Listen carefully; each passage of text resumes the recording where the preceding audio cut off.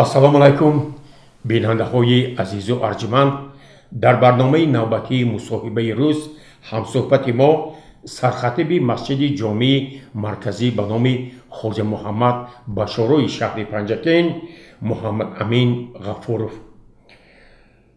муҳтарам сархатиб, аз шумо нахуст хоҳиш мекардам ки мо дар арафаи иди саиди қурбон қарор дорем. дар ҷумҳурии тоҷикистон ин ид кадом рӯз таҷлил мешавад ва тартиби онро каме шарҳ медодед? ташаккур. аз фурсат истифода карда ман тамоми ҳамдиёрону ҳамшаҳриҳонро бо ҳулул ва фарорасии иди азҳо ё ин ки иди қурбон табрикот мегӯям ва дуогӯи онам ки аллоҳ таоло ҳамеша ҳамдиёрону ҳамшаҳриҳони моро худованд хонадону фарзандонашон ба баракот диҳад ва осмони тоҷикистон ҳамеша бо сулҳу субот ҳукмфармо бошад ва тинҷию оромӣ насиби мо бошад. иншоаллоҳ ана тибқи қарори шӯрои уламои маркази исломии ҷумҳурии тоҷикистон 16 июн ба хоб рӯзи якшанбе соати 6 пагоҳӣ ва намози иди қурбон дар масҷидҳои иҷозатдодашуда масҷидҳои ҷоме дар тамоми шаҳр мо гузаронда мешавад. албатта мо ду ид дорем, яъне аз нигоҳи динӣ агар гӯем, яке дини иди фитр аст, яке иди қурбон аст. дар иди қурбон баъд аз пеш аз рафтан албатта ҳама ғусл карда, обозӣ карда, мисвок карда, хушбӯйиҳо зада, такбиргӯён ҷониби намозгоҳ меравем ва онҷо ду ракат намоз гузошта мешавад ва баъд аз адои намоз бо ҷамоат метавонем ки баргардем. пеш аз рафтан суннат ҳамин аст ки чизе намехӯранд дар иди қурбон.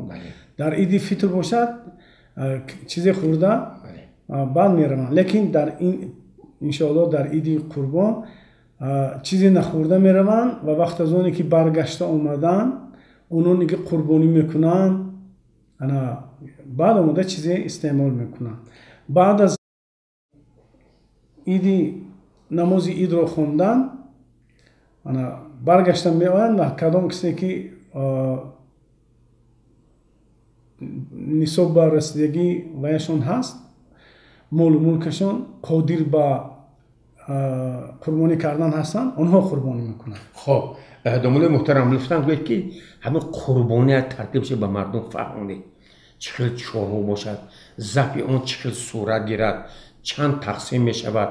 оё имрӯз ки вақтҳои охир дар баъзи давлатҳо баъзи бемориҳои сироятиам аз чорво ба мардум мегузарад, ҳамин хел чорворо забт кардан иҷозат дода мешавад ва тақсимоти ҳамин қурбониро ба мардум каме мефаҳмонед? бале, тариқи қурбонӣ кардан ҳамин гуна аст ки дар ҳадисҳо собит шудааст ки вақт аз оне ки шахсе қурбониро анҷом медиҳад, дар назди ҳамун моле ки қурбонӣ мешавад, гӯсфанд аст, буз аст ё гов аст ё уштур, яъне 4 ҳайвон қурбонӣ мешавад. уштур ва бояд ки панҷа пур карда 6 қадам мондагӣ бошад, ина мусин мегӯянд. гов бошад 2 сола пур карда ба 3 қадам мондагӣ бошад. уштуру говро 7 кас якҷоя шуда метавонанд қурбонӣ кунанд, лекин бузу гӯсфанд бояд 1 сола бошад. 1 сола бошад, яъне яке пур карда 2 қадам мондагӣ бошад ва мегӯянд ки ҷазаъ ҳам мешавад. ҷазаъаш гӯсфанде ки 6 моҳа асту дар байни 1 солаҳо вақте ки мемонем бояш фарқ карда намешавад. хоб тариқи забҳи қурбонӣ ҳамин аст ки дар ҳадисҳо омадааст ки дар назди моле ки забҳ мешавад кордро тез накунанд, санг назананд дар назди ҳайвон.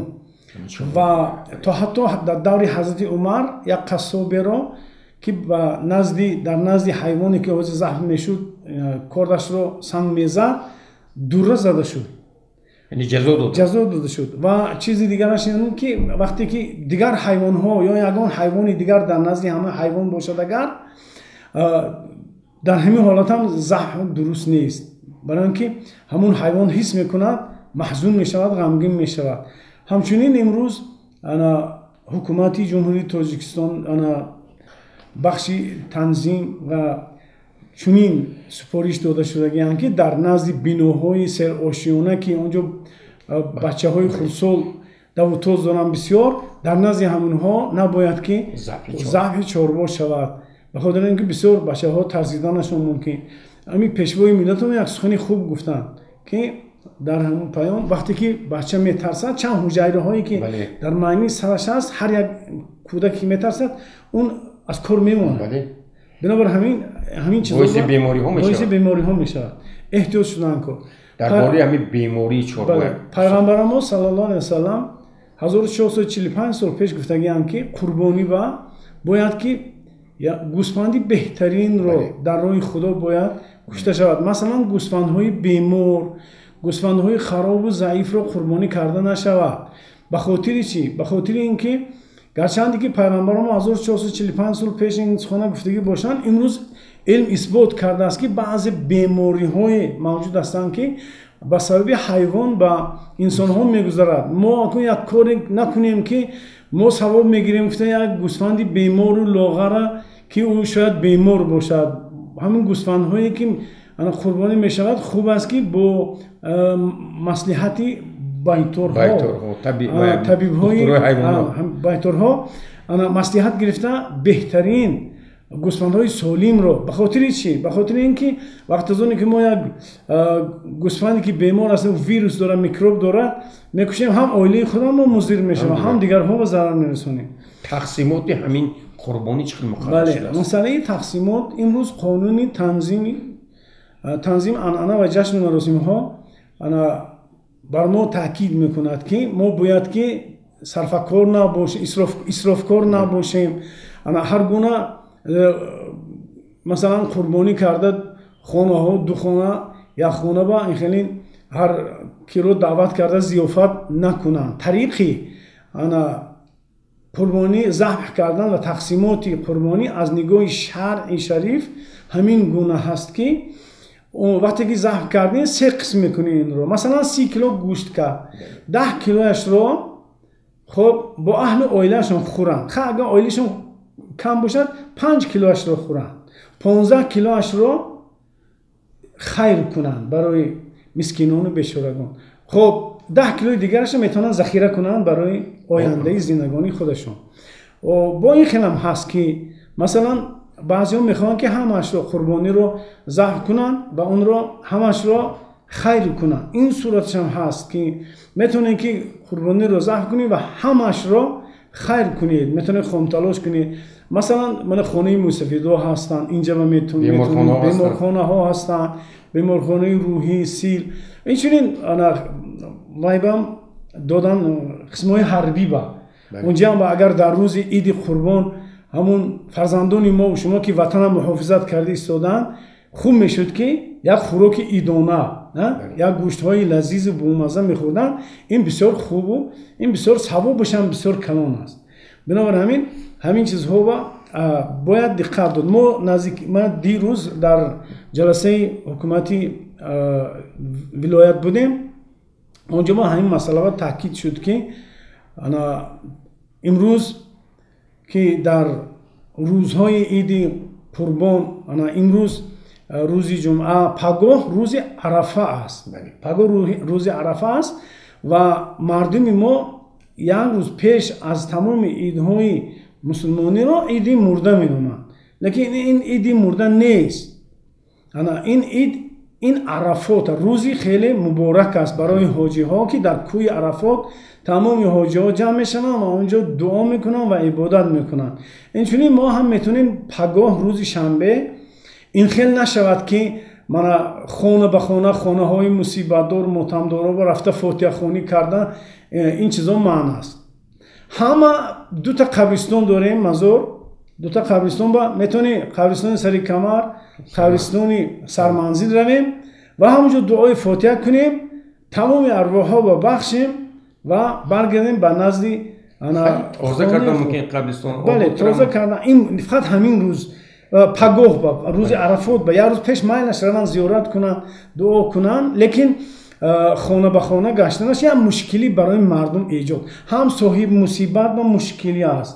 Ман раҳмат мегӯям миннатдории худамро ба баъзе раисҳои маҳаллаҳо ва тамоми мардуме ки фармони пешвои миллате ки мо дар ҳамонҷо иштирок доштем, ходимои дин ки зиёён ки буд, бисёр сабукиҳои барои мардум омад ки мана бегоҳи ҷумъаи душанбе фотиҳахонӣ нест имрӯз. Асли агар решаша кофта бинедага ҳамина ислом ба худаш 3 рӯз аст, фотиҳа азо 3 рӯз аст. Ин бегоҳи ҷумъаи душанбе як худнамоӣ барои ҳам вай аст ва ҳам як мушкилӣ эҷод кардан барои соҳиб аъзо аст. Ҳамин рӯзи иданба ягон вай нест, зарур нест ки хона ба хона дар ба дар рафта фотиҳа хонему, ягон шарт нест. Дар рӯзи иди қурбон умуман ин дар рӯзи идаш умуман қабристон нараванд, барои ин ки он рӯз рӯзи ид аст, рӯзи хӯрдан аст, рӯзи хурсандӣ аст. Барои ҳамин Қорамиҷон дар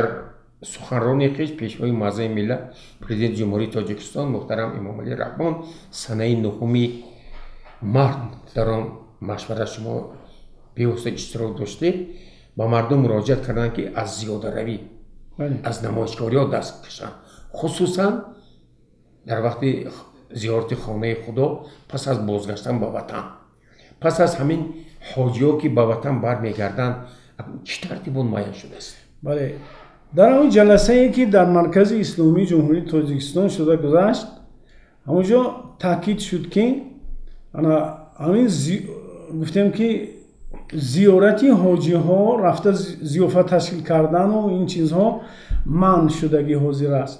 ба хотири риояи қонуни танзим ягон ин хеле вай нест ки то ҳатто гуфтам таъкид карданд ки зиёфат оростан кадом касоне ки имрӯз дар зиёрати ҳаҷ ҳастанд, дар оилаашон сарони оилаҳо ҳастанд, ба ҳамонҳо расонетон ҳамин суханҳоро ки ба сарони оилае ки имрӯз мунтазир ҳастед шумо барои пешвоз гирифтани ҳоҷиҳо, ин гуна дабдабаҳо, гилемпартоиҳою пешвозгириҳои истиқболҳо, ин хелин чизҳо мамнӯъ аст. ҳамун як дастархон чи биёянд, як дастархони ба тариқи оилавии худашон тамом, дигар ин хеле зиёфат додану ин чизҳо ин чизҳо ин ҳамеш мамнӯъ аст. туҳфа додан, баъда ҷои намоз метиҳанд, тасбеҳ медоданд, дигар чизҳо, ин чизҳо ҳамаш мамнӯъ. Аз як ҷиҳат ҳамтун нигоҳ кунед, бисёр мардуми мо ҳаҷ рафта наметавонист ба хотири ҳамин туҳфа доданҳо буд, хароҷотҳое ки иловагие ки дар байни мардум вай шуд, интишор шуд, бисёр миёншикан аст. бинобар ҳамин қоидаҳоро риоя карданд, то ҳатто таъкид карданд ки ҷарима пешниҳод шудагӣ аст ки агар кадом мардумои оддӣ бошанд, агар 21,000 сомонӣ ҷарима мешаванд, ё ин ки мансабдоро бошанд 45,000 сомонӣ ба сабаби ҳамин ташкили ҳоҷиталбону зиёфати ҳоҷиҳо ҷарима карда мешаванд. Барои ҳамин ба тамоми мардуми азизи кишвара мо мерасонем ки сардорони оилаҳое ки имрӯз наздиконашон дар ҳаҷ ҳастанд, ҳамин корое накунетон бародарон. Ин аз нигоҳи ислом ҳам исроф аст, исрофкорӣ аст, худнамоӣ аст, риё аст, ҳамеш нодуруст аст. онҳо рафтан ибодат кардан, омаданд, гуноҳҳошон пок шуд, биёяну бо ибодатшон давом диҳанд. На ин ки мисол исрофкорию худнамоию риёкорӣ накунетон, ҳамин кори хуб нест. дар қарори шӯрои исломӣ як банд аст, аз имомхатибон даъват шудааст ки дар рӯзи иди мубораки рамазон дар вақти хутба хондан амри маъруф онҳо бояд мардумро ба кӯмаки бечоравону бенавоёну беморон даъват кунанд. чӣ андешаҳо доред дар ин? бале албатта дастгирии бенавоёну ятимон ин ҳам аз нуқтаи назари фарҳанги исломӣ ва ҳам аз нуқтаи назари фарҳанги миллиамон, аз нигоҳи инсонигарӣ ин чизи воҷиб аст ва зарур аст ки تواناها در این روزها مخصوصا اکثرا با کارها مشغول هستند، لیکن همین روزها آدم هوشدار میدهد که من امروز در خانه ما البته یک دسترخوان خوب است، لیکن همسایه این گونه هم وای ندارد. ها بله امکانه شرایطش باشد، انا ارد، انا مواد خوراکه، روغن، شکر، این چیزها از طرف ان شاء الله مبلغ هم دادن ممکن است. مبلغ هم خیلی خوب است، بهترینش مبلغ است. نیازهای خودش بعضی نیازها شاید خوردنی داره، پوشیدنی نداره، شاید قرض داره، پول سوئد آب باشد، این حاجت‌هاش روا می‌شود. این هم خوب است. میتوانند هم با طریق مواد خوراکه یا پوشاکه یا اینکه با طریق پول دادن حاجت‌های همون مسکینای برآوردن. آن که خنداند یتیم خسته را، بازیابد جنتی در بسته را. در آخر مصاحبه چی تمنا دارید به مردم دیار ما؟ برای مردم کشور ما البته تمنای آن دارم که خداوند همیشه خاندان و دسترخوان‌هایشان پرناز نعمت باشد و آدم‌ها همه مردمی باشیم که برای دیگر دوست باشیم، محبت داشته باشیم. البته این تنجی و آرامی با شکر کردن نکار. این نعمت‌هایی که خدا امروز برای ما ارزانی داده است توسط یک پیشوای خردمند و دانا، پیشوای ملت اساس‌الدین رسول وحدت ملی این نعمت‌ها با نایل شدیم. من ببینید چقدر راه‌ها، چقدر گیس‌ها ساخته شده است، نیروگاه‌های باقی دیگر باغ‌ها، دیگر عمارت‌های بسیار آشیانه، همین نعمت است. ما باید که همین نعمت‌ها بزرگان میگم وحشی هستند. اگر خواهی که همین نعمت‌ها رو رام کنی شکر کن.